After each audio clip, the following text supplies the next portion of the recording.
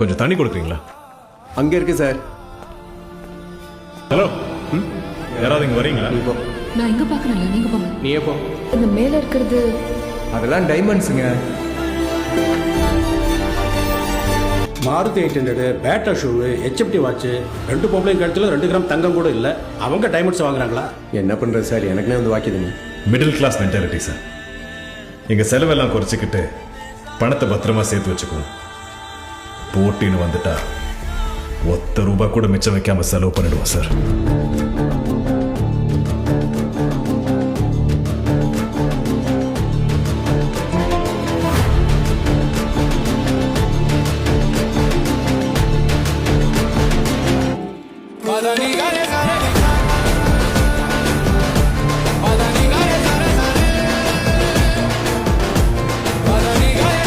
அதையும் எடுத்து வைங்க. எனக்கு பிடிக்கல. பரவாயில்ல.